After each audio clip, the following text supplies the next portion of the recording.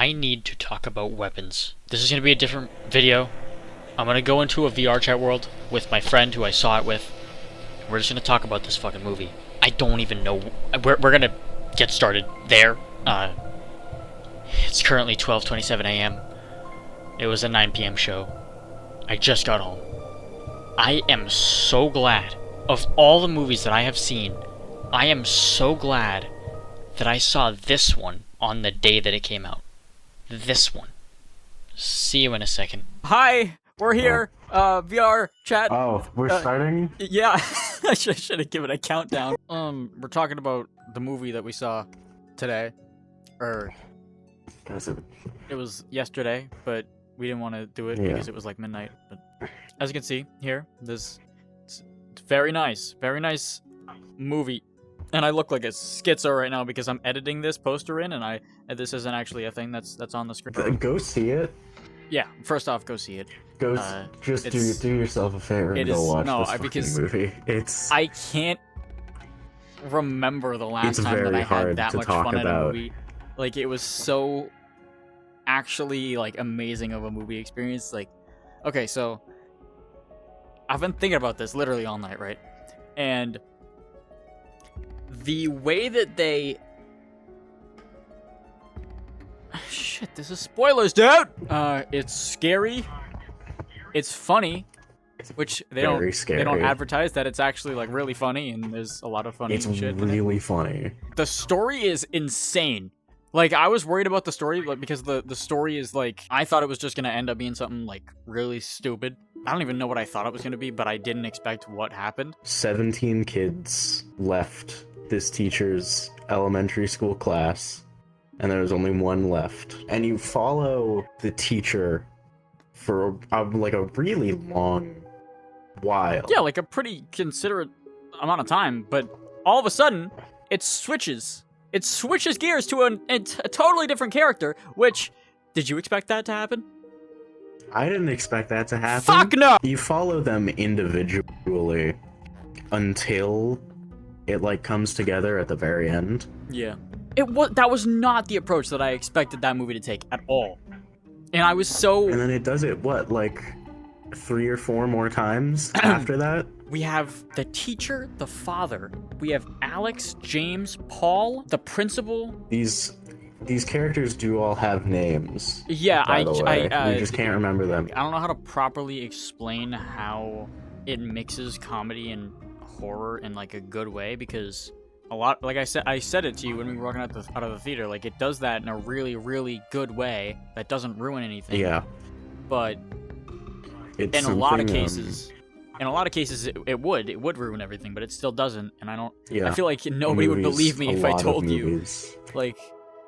They struggle with that, for sure. But it was, I mean, Barbarian, too. The previous movie was also very funny and very scary. Right. It's something that director Zach Cregger does very, very well. After the teacher, it goes to the father. The father is Archer. Archer, he's really obsessed with finding out what happened, obviously. You see that when we were with Justine previously, he was actually the one that was, riling everyone up about it. Because he, I believe, more than anyone, believes that she is the cause of it. He finds out where that the general area of where the kids were going. He cross-references it with there's like a radio tower in front of his house, and then there's like something else. He cross-references it with footage from a different parent's same camera situation. Before he goes there, he has a nightmare about a floating giant assault rifle in the sky. I don't know. I don't know what that even was. About. I don't know what that was. That was the weirdest thing in the world. I doubt I'm going to be able to find a clip to show you guys, but I promise you there was a giant floating assault rifle in the sky. It was a giant floating assault rifle in the sky with the number 217 on it. Right, because that was the time that the kids left for their There is nothing else like that in the movie. I don't know what the fuck that was. There, dude, It was. I don't want to switch topics, but there was a guy eating mozzarella sticks next to me. He brought in an entire fucking restaurant order, and there was this one scare that got all of us really good, but this motherfucker jumped out of his seat and like launched back, and it was the funniest shit ever. I had to hold my laugh. I don't know why. Oh, I didn't see that. I think I was too busy being scared. I don't remember what there was one where you jumped. It was the same where that you got really scared by it. I don't remember what it was. Really? He's on the way, and then he sees the witch car. Yeah, he sees her again, stopping at the gas station, and he pulls up and he starts grilling her again. She's not having any of it, and while they're having this argument, you see it cuts to Justine's POV, and you can see in the distance just this guy running towards the camera in the same fashion that the kids were running, and he gets closer and closer, and it's the principal from the school, and he starts trying to kill her. He like jumps her immediately. And it is a good fight, and he gets like on top of Archer and he starts choking him, and then it cuts to Paul. This guy Paul, he's having trouble with his entire life. Long story short, he's a police officer. He goes on his patrol. He finds this drug addict whose name is James. He's another cut later on. While he's on patrol, he sees this guy trying to break into a building. Who is the addict? That's James. And he starts chasing him down. When he searches him, he gets his finger pricked by a needle in James's pocket. Yeah. Socks him right in the face. It was so funny. I wish I could find a clip of that. So the average cop behavior. And then it cuts to James's POV. So he lives in a tent in the middle of nowhere. He's an addict. He's trying to get a job. He's trying to get money so he can pay for his mother, I think. Yeah, he's like trying to pay like his mom back or something. You see him like trying to open car doors. Yeah, he's gonna call, and while he's trying to do it, he's trying to open off cars and shit. It's Yeah. So trying to pretty much just get his hands on whatever cash he can find, and he hears like something like laughter or something when he's like deep in the woods. But yeah, he turns around and he sees this like clown looking thing, and you don't know what it is yet. It's like a clown thing, jump scares him. He runs off, he hides in his tent, and he's like, this is the worst thing I could ever imagine. Yeah. He grabs a couple of his used needles and he gets ready to stab them. And when the tent opens up, it's Paul. And he stabs Paul in the face. Right there. With the needles. With all three needles. You can see, for the rest of the movie, for the rest of the parts that Paul is in, you can see the fucking... Oh, God, the progressively bloodier worst holes, like needle holes in his face. It's crazy, dude. And we don't even know what the hell was in them. It looked like they were. I feel like it looked like they were empty. But either way, they were still gross ass. They were still used needles, and that's why after he gets in the car, Paul has to ask him if he has AIDS or hepatitis or something. Do you have AIDS? I don't know. I don't think so. I don't think so. And he's like, dude, I was just coming to the station because I have information on the kids. I know where they are, man. You just I'll take you there. And Paul, I think I said this on the ride home. I think this is the part of the movie I believe the least, at least in terms of like characters acting. Yeah.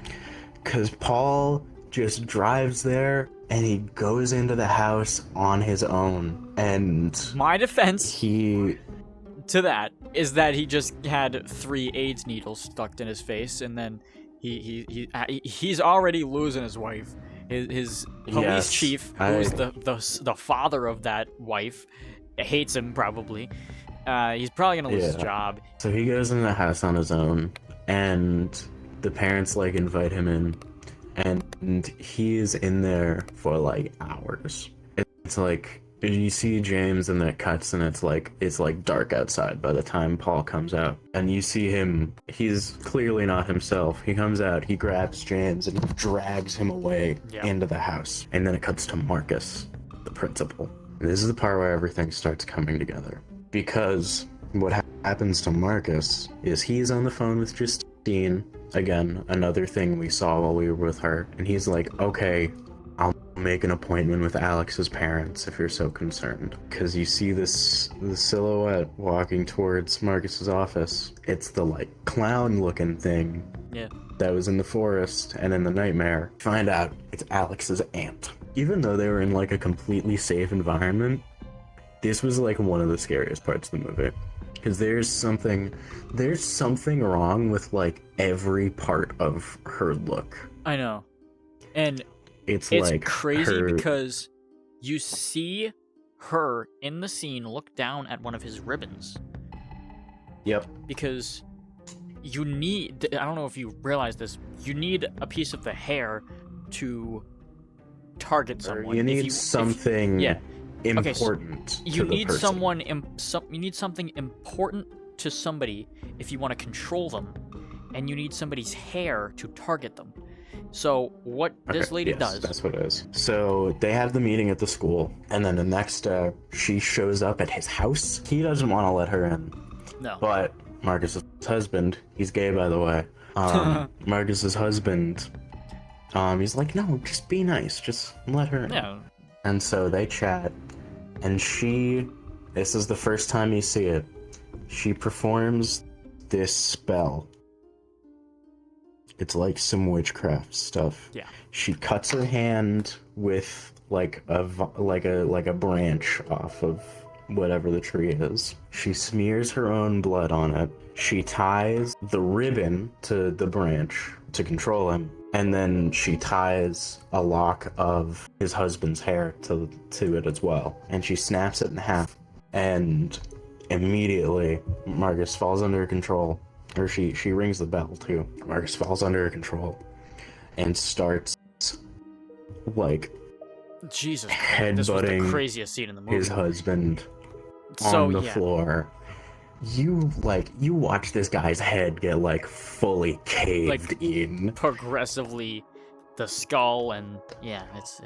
Yeah, it's awful. It's disgusting and it's great. And then she ties Justine's hair to the branch from the and breaks mother it who cut again. it. Remember back then, the mother who cut the hair. Yeah. You see Marcus run all the way to Justine, and then it finally picks up. The father's story left off. We cut ages ago from Archer. They all get in this big fight. He's chasing her around the gas station and stuff like that. And she gets in her car and she starts driving off. And then Archer gets in his truck and starts following. And you can tell he's very clearly determined to run Marcus over. But before he can, another car comes across the pavement. And then Archer and Justine, they both go to the hospital because they had both been injured in the attack. Yeah.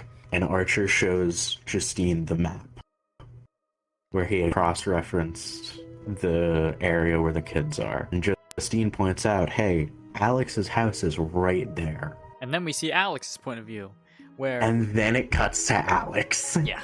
And you go the furthest back you've seen in the movie. Ever, yeah. Because you go to all the way before the kids went missing. You see Alex go about his day at school, and his dad's like, well, here's the day, son. Your Aunt Gladys is gonna come and stay with us for a while. They go home, and Gladys comes in. In the morning, she looks, like, freaky. He goes about his day at school again.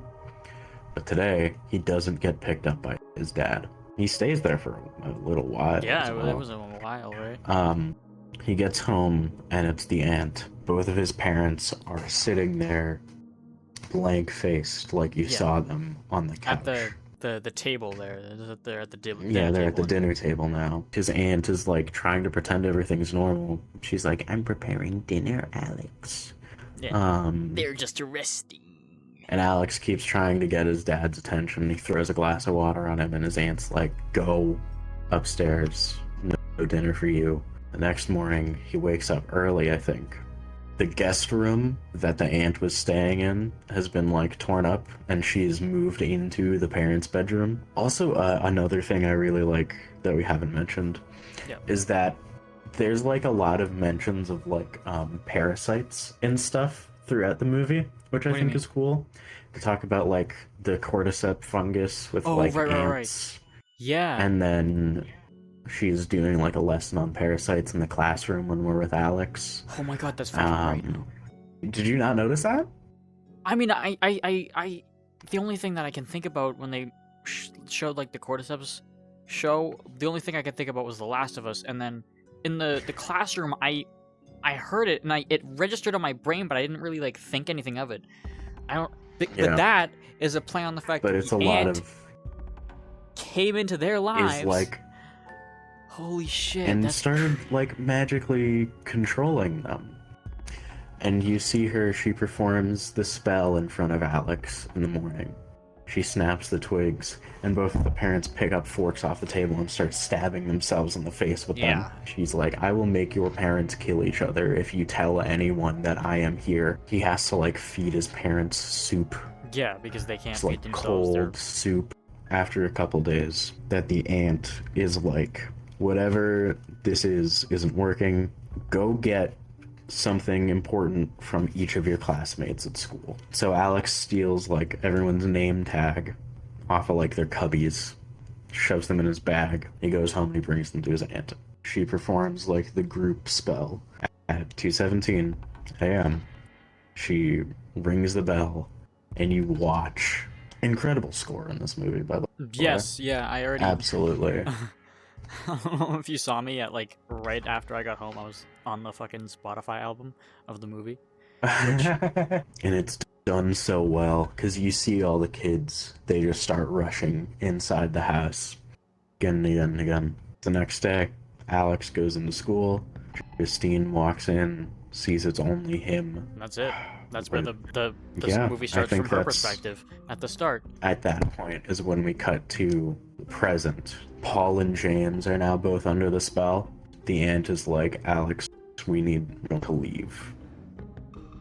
And she puts like these salt lines on the ground. She's like, don't cross over the salt. Don't cross the soul, yeah. We see Justine and Archer outside the house in Archer's truck. Paul comes out and does this weird. Yeah, right. Yeah, Paul You know, like- leaves the house. He's like completely blank faced. He's like, Yeah. come here, Justine. And so they both enter. There are like salt lines inside the house. Justine is the first one to cross. And she walks over the salt, and Paul turns and like guns straight for her. Meanwhile, Archer James does the same, and then yeah. James starts attacking him. This is the funniest part of the movie. Oh god, Archer Beats the shit out of James. chokes James out. James keeps getting up. He Punches just him in the face. and then Keeps hitting him back down. he keeps James getting up. keeps getting up. He like throws him. He over starts the throwing him couch. across the room like, dude. He throws him across the room like 4 times. It's so funny. And it keeps. He has Oh to do it my like God. 10 different times, and he still keeps getting up. And And, it's then crazy because that's cut with Alex, who's like about to cross over the line, and Justine like, oh my god, she grabs a potato peeler off of the countertop yeah, and like peels Paul's cheek off, which is awful. Yep. And I hated watching that. she had a pretty sick throw with the frying pan. Though she threw a frying pan That's right true. Yeah, the first thing she does, she grabs the frying pan off the stovetop and whips it at Paul. You see, like Paul's like the gun come up under his chin,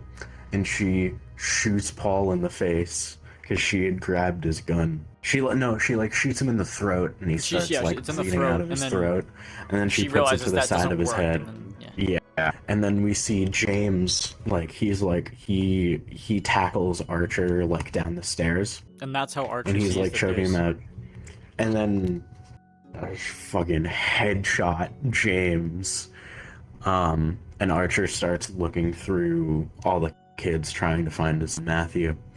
Very good jump scare here, because as he's looking through them, That was the He one. sees That the was the ant, one where like, the dude next to that me was the fucking one? leaped. Yeah. Yes, dude. I remember now. He's like crouched over like a little goblin I in the know. corner. Alex, he crossed over the salt and his parents are like attacking him. And they're like trying to break down the wall. Locks himself in the bathroom and he starts to perform the spell because he watched Gladys do it. Wraps Gladys's the hair from the wig, snaps it. Gladys, she notices immediately. She starts running out of the house and all of the kids start chasing her out of the house and down the street, and it's awesome because they know at this point that the threatening part of the movie is over. They run through people's houses, like with Yeah, them they, in like, it. They show destroy other people's people like, what the houses. fuck is going on? Such a good And then scene. they all like pile on top of Gladys and they literally just like rip her to They kill pieces. her, yeah. It's so earned. That's I what know. I love. It just feels like, God, just destroy her. And then as soon as she dies, it's like everyone just snaps out of it. Yep. And Archer sees like like all the like doors open and stuff, and so he starts following the path of the kids. It's a very funny moment because the family of the first house that they run through, and the like husband's holding the wife, and she's like, and now there's a man in the house. Archer reunites with his son, and Justine sees that Alex's parents are safe and they're comforting him. Yeah. And then Archer picks up Matthew, and there it is like, yeah, and that's the end, and then that's the end of the movie, and then credits roll. We had 0 words We for the didn't know what to movie for say. the entire Like the ride home. for and the shit, entire like there ride was, home. There was nothing to say. It was insane. I don't even. It's, I don't know what to properly say about it in summary. I mean, we've summarized the whole movie at this point, but still, if you want to see it, go see it. Please watch it. It's please watch this movie. And It's I really so hope good. that you guys We didn't saw watch it it. in I IMAX. really hope that if you're watching this video, you've already seen the movie, because Yeah. But if you haven't, just again, go see it. It's so worth watching, it's and it's a hell of an experience. it's an amazing movie. It's peak. It's peak. It's a It's 10 peak. out of 10 movie. Please go see this movie. I can't repeat that enough. Please watch this movie. Legitimately. We saw it in IMAX, which Oh, was yeah. very worth it. That was really worth it. Like the Um, bass and shit on some of the soundtrack and and just- the scares and too, like Yeah. in IMAX works So, yeah, go see Weapons. It's probably the best horror movie to come out this year so far. Yeah. We'll find out if that sticks when Him comes out. crazy. Oh yeah, when does that come out? October? That's in November, I think. Oh shit. Weapons. Doesn't matter, Uncle Ben. Five Nights at Freddy's 2 is gonna solo both of them.